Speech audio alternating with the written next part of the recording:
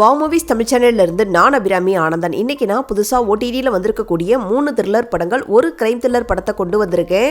இப்போ நான் சொல்ல போற படங்கள் எல்லாமே தமிழ் டப்பிங்லேயே அவைலபிளாக இருக்கு. ஒரு சில சூப்பரான படங்களையும் கலந்து தான் கொண்டு வந்திருக்கேன். ஸோ வீடியோவை ஸ்கிப் பண்ணாமல் ஃபுல்லாக பாருங்க. அது என்னென்ன படங்கள், அந்த படங்கள்லாம் எப்படி இருக்கு அப்படிங்கிற டீட்டெயிலான ரிவ்யூக்குள்ள போகிறதுக்கு முன்னாடி நம்ம வாவ் மூவிஸ் தமிழ் சேனலை இது வரைக்கும் சப்ஸ்கிரைப் பண்ணாமல் பார்த்துட்டு இருந்தீங்கன்னா ஸோ ப்ளீஸ் சப்ஸ்கிரைப் பண்ணி உங்களுடைய சப்போர்ட்டை கொடுங்க. இந்த வீடியோ உங்களுக்கு பிடிச்சிருந்துச்சு அப்படின்னா லைக் பண்ணுங்க, கமெண்ட் பண்ணுங்க, ஷேர் பண்ணுங்க. இப்போ வாங்க நம்ம வீடியோக்குள்ள போகலாம். இப்போ நம்ம ஃபர்ஸ்டா பார்க்க போற படம் 2025 வருஷம் ரிலீஸ் ஆன அமெரிக்கன் படமான போன் லேக் அப்படிங்கிற ஒரு த்ரில்லர் படம். இந்த படத்துடைய ஸ்டார்டிங் ஸ்டோரி என்ன அப்படிங்கிறத நம்ம பார்த்துடலாம். படத்துடைய ஆரம்பத்திலே ஒரு இன்சிடென்ட்டை காட்டுறாங்க. அது என்ன அப்படிங்கிறத நீங்க படத்தை பார்த்தே தெரிஞ்சுக்கோங்க. இந்த ஒரு சீனை கட் பண்ணி அடுத்த சீன்லேயே நம்ம ஹீரோவும் ஹீரோயினும் காட்டுக்கு நடுவில் இருக்கக்கூடிய ஒரு பெரிய பங்களா மாதிரி இருக்கு, அங்கே ஸ்டே பண்ணுறதுக்காக வர்றாங்க.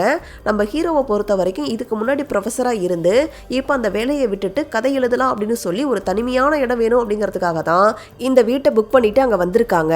ஆனால் இவங்க வந்து ஒரு நாள் கூட ஆகலை, அதுக்குள்ள இவங்கள மாதிரி இன்னொரு கப்பல் கையில் மூட்டை முடிச்சு பையோட தூக்கிக்கிட்டு அங்கே தங்கறதுக்காக வர்றாங்க. இப்போ ஒரே வீட்டை இவங்க 2 பேருமே வெக்கேஷனுக்காக புக் பண்ணியிருக்காங்க. அதுக்கப்புறம் இந்த 2 கப்பலும் முடிவு பண்ணி நிறைய ரூம்ஸ் இருக்கு, ஆளுக்கு ஒரு ரூமில் தங்கலாம் அப்படிங்கிற மாதிரி முடிவுக்கு வர்றாங்க. இதுக்கப்புறம் இவங்க எல்லாருக்கும் அங்கே நடந்த சம்பவங்கள் தான் இந்த படத்துடைய மீதி கதை. இந்த படத்துடைய ஸ்க்ரீன் பிளேவை பொறுத்த வரைக்கும் ஃபர்ஸ்ட் ஹாஃபை ஒரு நார்மல் ரொமான்டிக் ட்ராமா மாதிரி கொண்டு போயிருந்தாங்க. லாஸ்ட் ஒரு 45 நிமிஷம்லாம் பயங்கர ஒரு த்ரில்லிங்காகவே இருந்துச்சு. கிளைமேக்ஸ்லாம் நல்லா பரபரப்பாகவே கொண்டு போயிருந்தாங்க. இந்த படத்தில் மொத்தமாகவே ஒரு 4 பேர் தான் வராங்க. அந்த 4 பேருமே போட்டி போட்டுட்டு ரொம்ப சூப்பராகவே பர்ஃபார்ம் பண்ணியிருக்காங்க. மூணாவது படத்துடைய மேக்கிங் ரொம்ப சூப்பராகவே இருந்துச்சு. பட் இந்த படத்தில் என்ன பிரச்சனை அப்படின்னு கேட்டிங்கன்னா, படத்துடைய ஃபர்ஸ்ட் ஹாஃப் கிட்டத்தட்ட 40-45 நிமிஷத்தை இவங்க வெறும் ரொமான்டிக் ட்ராமா மாதிரியே கொண்டு போயிருந்தாங்க. அந்த போர்ஷனை கொஞ்சம் கம்மி பண்ணிட்டு 2 சைக்கோபாத்தை காட்டுவாங்க. அவங்களுடைய பேக் ஸ்டோரி என்ன, அவங்க எப்படி இந்த கொலையெல்லாம் பண்றாங்க அப்படிங்கிற அந்த ஒரு விஷயத்தை சீனாவே காட்டியிருக்கலாம். மூணாவது இந்த படத்துடைய தமிழ் டப்பிங் ஓரளவுக்கு ஓகேவா தான் இருந்துச்சு, ரொம்ப சூப்பர் அப்படின்னு சொல்ற அளவுக்கு இல்லை. ஓவராலாக ஒரு மொத்த படமாக பார்க்கும்போது இந்த படம் எனக்கு ஓரளவுக்கு நல்லாவே ஒர்க் அவுட் ஆச்சு. ஸ்லாஷர் த்ரில்லர் ஃபேன்ஸுக்கு கண்டிப்பாக இந்த படம் பிடிக்கிறதுக்கான சான்ஸ் இருக்கு, ட்ரை பண்ணி பாருங்க. இந்த படத்தை நீங்க பார்க்கணும் அப்படின்னு நினைச்சீங்கன்னா அமேசான் பிரைம்ல தமிழ் டப்பிங்லேயே அவைலபிளாக இருக்கு. அடல்கனண்ட பொறுத்த வரைக்கும் படம் ஆரம்பிச்ச முதல் சீன்ல இருந்து ஃபர்ஸ்ட் ஒரு 45 மினிட்ஸ் வரைக்கும் எக்கச்சக்கமான செக்ஸுவல் சீன்ஸ் இருக்கு. செகண்ட் ஹாஃப்ல எக்கச்சக்கமான வைலண்ட் காட்சிகள் இருக்கு. ஸோ ஃபேமிலியோட பார்க்கறத அவாய்ட் பண்ணிக்கிங்க. இப்போ நம்ம ரெண்டாவதாக பார்க்க போகிற படம் 2025 வருஷம் ரிலீஸ் ஆன கன்னட படமான ஐ எம் காட் அப்படிங்கிற ரொமான்டிக் கிரைம் த்ரில்லர் படம். இந்த படத்துடைய ஸ்டார்டிங் ஸ்டோரி என்ன அப்படிங்கிறத நம்ம பார்த்துடலாம். படத்துடைய ஆரம்பத்திலே நம்ம ஹீரோ ஹீரோயினை காட்டுறாங்க. 2 பேருமே காலேஜ் படிச்சுட்டு இருக்காங்க. 2 பேருமே ஒருத்தர் ரொம்ப டீப்பாக லவ் பண்ணிட்டு இருக்காங்க. இவங்களுடைய ஸ்டோரி ஒரு பக்கம் போயிட்டு இருக்கு. இன்னொரு பக்கம் சிட்டிக்குள்ள நிறைய பெண்களை வந்து வித்தியாசமான முறையில் ஒரு சீரியல் கில்லர் வந்து கொலை செஞ்சுட்டு இருக்கான். முகத்தில் முகமூடி போட்டுக்கிட்டு அந்த பெண்களை இருக்கக்கூடிய ரூமுக்குள்ளே போய் அந்த பெண்களை உயிரோட எரிச்சு அவங்க சாகர வரைக்கும் உட்காந்து பார்த்துட்டு செவுத்துல ஐ எம் காட் அப்படின்னு சொல்லிட்டு எழுதிட்டு போயிடுறான். இந்த மாதிரியான கொலைகள் தொடர்ச்சியாக நடந்துகிட்டே இருக்கு. இப்போ இந்த ஒரு கேஸை இன்வெஸ்டிகேட் பண்றதுக்காக போலீஸ் ஆஃபீஸராக வரக்கூடிய ரவிசங்கர் ஒரு பக்கம் இன்வெஸ்டிகேட் பண்ணிட்டு இருக்காரு. இப்போ இந்த 2 கதைகளுக்கும் என்ன தொடர்பு, யார் இந்த சீரியல் கில்லர், எதுக்காக இந்த கொலையெல்லாம் பண்றாங்க அப்படிங்கிறத போலீஸ் ஆஃபீஸர் கண்டுபிடிச்சாரா இல்லையா அப்படிங்கிறது தான் இந்த படத்துடைய மீதி கதை. இந்த படத்துடைய ஸ்கிரீன் பிளேவை பொறுத்த வரைக்கும் ஃபர்ஸ்ட் ஹாஃபை ஒரு ரொமான்டிக் ட்ராமா மாதிரியும் செகண்ட் ஹாஃபை த்ரில்லர் மாதிரி கொண்டு போயிருந்தாங்க. இந்த மூவியில் நடிச்சிருந்த எல்லாருமே ஓரளவுக்கு நீட்டான ஒரு பர்ஃபார்மன்ஸே கொடுத்துருக்காங்க. ஒரு சில ட்விஸ்ட்டும் இந்த படத்தில் இருக்கு. பட் என்ன ஒன்றுனா அதில் மெயின் ட்விஸ்ட்டை நான் ஈஸியாக கெஸ் பண்ணிட்டேன். மேபி நீங்களும் கெஸ் பண்ணுறதுக்கான சான்ஸ் இருக்கு. ஃபர்ஸ்ட் ஹாஃபை ரொமான்டிக் ட்ராமா மாதிரி ரொம்ப நேரம் வளவலன்னு இழுத்துட்டு போயிட்டாங்க. ரெண்டாவது எதுக்காக இந்த கொலையெல்லாம் பண்ணுறாங்க அப்படிங்கிறதுக்கான அந்த ரீசன் வந்து பெருசாக வேலிடாக இல்லை. இன்னுமே ஸ்க்ரீன் பிளேவை சுவாரஸ்யமாக கொண்டு போயிருக்கலாம். நிறைய லாஜிக் மீறல்களும் இந்த படத்தில் இருக்கு. ஓவராலாக மொத்த படமாக பார்க்கும்போது இந்த படம் ஒரு ஆவரேஜான ஒரு படம் தான். கிரைம் த்ரில்லர் ஃபேன்ஸ் வேணா டைம் பாஸுக்காக ஒரு ஒன் டைம் ட்ரை பண்ணி பார்க்கலாமே தவிர ரொம்ப ஆகா ஓகோன்னு சொல்கிற அளவுக்கு இல்லை. இந்த படத்தை நீங்கள் பார்க்கணும் அப்படின்னு நினச்சிங்கன்னா அமேசான் பிரைமில் தமிழ் டப்பிங் அவைலபிளாக இருக்கு. அடல்கனண்டை பொறுத்த வரைக்கும் இந்த படத்தில் சில செக்ஸுவலான சீன்ஸ் இருக்கு, ஒரு சில வைலண்டான காட்சிகளும் இருக்கு. ஸோ அதுக்கேற்ற மாதிரி நீங்கள் பிளான் பண்ணிக்கிங்க. இப்போ நம்ம மூணாவதா பார்க்க போற படம் 2025 வருஷம் ரிலீஸ் ஆன ஹாலிவுட் படமான பிரெடேட்டர் பேட்லேண்ட்ஸ் அப்படிங்கிற சயின்ஸ் ஃபிக்ஷன் அட்வென்ச்சர் த்ரில்லர் படம்.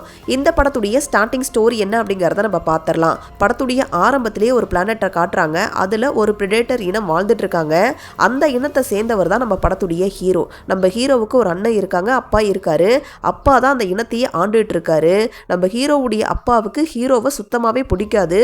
ஏன்னா இவருக்கு இந்த இனத்தை ஆள்றதுக்கான தகுதியே கிடையாது. இங்கே வாழ்கிறதுக்கோ இல்லை ஆள்றதுக்கோ இவருக்கு தகுதியே இல்லை அப்படின்னு சொல்லி நம்ம ஹீரோவுடைய அப்பா நினைக்கிறாரு. அதனால நம்ம ஹீரோவை வந்து அழிக்கிறதுக்காக நம்ம ஹீரோவுடைய அப்பா என்ன பண்ணுறாரு, ஹீரோவுடைய அண்ணன்கிட்டயே ஹீரோவை போட்டு தள்ள சொல்லி அனுப்புகிறாரு. ஆனால் நம்ம ஹீரோவுடைய அண்ணனும் ஹீரோவை போட்டு தள்ளாமல் ஜென்னா பிளானட்டில் இருக்கக்கூடிய இவங்கள மாதிரி பயங்கர ஒரு ஸ்ட்ராங்கான ஒரு பிரெடேட்டர் இனம் இருக்குது, அவங்கள நீ வேட்டையாடிட்டு வந்த அப்படின்னா உனக்கு இங்கே வாழ்கிறதுக்கோ ஆள்றதுக்கோ தகுதி இருக்குது அப்படின்னு சொல்லி நம்ப வச்சிடலாம் அப்படின்னு சொல்லி நம்ம ஹீரோவை ஜென்னா பிளானட்டுக்கு அனுப்புறதுக்கு முயற்சி பண்ணுறாரு. சொல்லப்போனால் அனுப்பி விடுறாரு.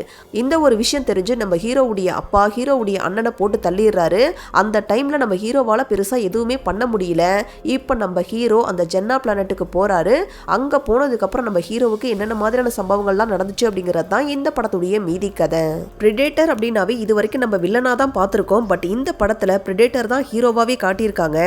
இந்த மூவில ஒரு சிந்தட்டிக் ஹியூமனா இருக்கக்கூடிய ஒரு பொண்ணை காட்டுவாங்க. அந்த பொண்ணுடைய பெர்ஃபார்மன்ஸா இருக்கட்டும், நம்ம ஹீரோவுடைய பெர்ஃபார்மன்ஸா இருக்கட்டும், ரொம்ப சூப்பராகவே இருந்துச்சு. இந்த மூவியில் ஒரு பிளானட்டை காட்டுவாங்க. அதில் எக்கச்சக்கமான கிரியேச்சர்ஸ் வரும். அந்த கிரியேச்சர்ஸ் கூட நம்ம ஹீரோ சண்டை போடக்கூடிய காட்சிகள் அப்படிங்கிறது ரொம்ப சூப்பராகவே இருந்துச்சு. படத்துடைய மேக்கிங்லாம் வேற லெவலில் இருந்துச்சு. படத்துடைய ஃபர்ஸ்ட் ஹாஃபில் நம்ம ஹீரோவுக்கு எதெல்லாம் பிரச்சனையாக வந்துச்சோ அதையே நம்ம ஹீரோ செகண்ட் ஹாஃபில் ஆயுதமாக யூஸ் பண்ணது அப்படிங்கிறது ரொம்ப சூப்பராகவே இருந்துச்சு. படம் ஆரம்பிச்சதுலேருந்து த்ரூ அவுட் கிளைமேக்ஸ் வரைக்கும் பெருசாக எங்கேயுமே போர் அடிக்காத அளவுக்கு நல்லா சுவாரஸ்யமாகவே கொண்டு போயிருந்தாங்க. எமோஷ்னலாகவும் இந்த படம் சூப்பராகவே கனெக்ட் ஆச்சு. ஓவராலாக பார்த்தீங்கன்னா இந்த படம் ஒரு தரமான படம் தான். கண்டிப்பாக ட்ரை பண்ணி பாருங்க. இந்த மூவியை நீங்கள் பார்க்கணும் அப்படின்னு நினச்சிங்கன்னா ஜியோ ஹாட்ஸ்டாரில் தமிழ் டப்பிங்லேயே அவைலபிளாக இருக்குது. அடல்கனன்லாம் பெருசாக இல்லை, நீங்கள் தாராளமாக ஃபேமிலியோடையே பார்க்கலாம். இப்போ நம்ம லாஸ்ட்டாக பார்க்க போகிற படம் இப்போ ரீசெண்டாக ஓடிடியில் ரிலீஸ் ஆன ஹாலிவுட் படமான த காஞ்சரிங் லாஸ்ட் ரைட்ஸ் அப்படிங்கிற ஒரு ஹாரர் த்ரில்லர் படம். இந்த படத்துடைய ஸ்டார்டிங் ஸ்டோரி என்ன அப்படிங்கிறத நம்ம பார்த்துடலாம். படத்துடைய ஆரம்பத்திலேயே பெனிசுலாவில் இருக்கக்கூடிய ஒரு வீட்டுக்கு ஒரு ஃபேமிலி குடி வராங்க. அங்கே வந்ததுக்கப்புறம் அவங்க எல்லாருக்குமே ஒரு சில அமானுஷ்யமான விஷயங்கள் அந்த வீட்டுக்குள்ளே நடக்க ஆரம்பிக்குது. இதை மீடியா கிட்ட சொன்னால் யாருமே நம்ப மாட்டேங்கிறாங்க. ஒரு பர்டிகுலர் சுச்சுவேஷனில் நம்ம ஹீரோவும் ஹீரோயினும் அந்த வீட்டுக்கு போகிறாங்க. அங்கே போனதுக்கப்புறம் என்னென்ன மாதிரியான சம்பவங்கள் நடந்துச்சு அப்படிங்கிறது தான் இந்த படத்துடைய மீதி கதை. இந்த படம் பார்த்தீங்கன்னா ஒரு உண்மை சம்பவத்தை பேஸ் பண்ணி எடுக்கப்பட்ட ஒரு படம். காஞ்சரிங் பார்ட்ல இந்த படம் தான் லாஸ்ட் பார்ட். இந்த படத்துல எனக்கு ரொம்ப பிடிச்ச விஷயமே என்னன்னா படத்துடைய ஸ்கிரீன் பிளேவை ஒரு சில இடங்கள்ல நல்லா சுவாரஸ்யமாவே கொண்டு போயிருந்தாங்க. ஒரு சில ஹாரர் சீக்வன்ஸ் ஓரளவுக்கு சூப்பராகவே இருந்துச்சு.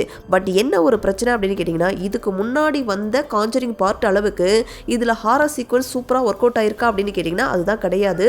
ஏன்னா ஒரு சில சீன்ஸ் ஓரளவுக்கு நல்லா இருந்துச்சே தவிர மொத்த படமாக பார்க்கும்போது இன்னுமே ஹாரர் சீக்வன்ஸை நல்லாவே ஒர்க் அவுட் பண்ணியிருக்கலாம். நடுவில் ஒரு சில பகுதிகளை ட்ராமா மாதிரி கொண்டு போயிட்டாங்க. ஓவராலாக பார்த்தீங்கன்னா இந்த படம் ஒரு ஓகேவான படம் தான். கண்டிப்பாக ஒரு ஒன் டைம் ட்ரை பண்ணி பார்க்கலாம். இந்த படத்தை நீங்கள் பார்க்கணும் அப்படின்னு நினச்சிங்கன்னா ஜியோ ஹாட்ஸ்டாரில் தமிழ் டப்பிங்லேயே அவைலபிளாக இருக்குது. அடல்கனண்டை பொறுத்த வரைக்கும் ஒரே ஒரு லிப்லாக் சீன் இருக்குது, ஒரு சில வைலண்டான காட்சிகள் இருக்குது. ஸோ அதுக்கேற்ற மாதிரி நீங்கள் பிளான் பண்ணிக்கிங்க. இதே மாதிரி சூப்பரான படங்களை பற்றி நீங்கள் தெரிஞ்சுக்கிறதுக்கு மறக்காமல் வாவ் மூவிஸ் தமிழ் சேனலை சப்ஸ்கிரைப் பண்ணுங்கள், லைக் பண்ணுங்கள், ஷேர் பண்ணுங்கள், கமெண்ட் பண்ணுங்கள். தேங்க்யூ.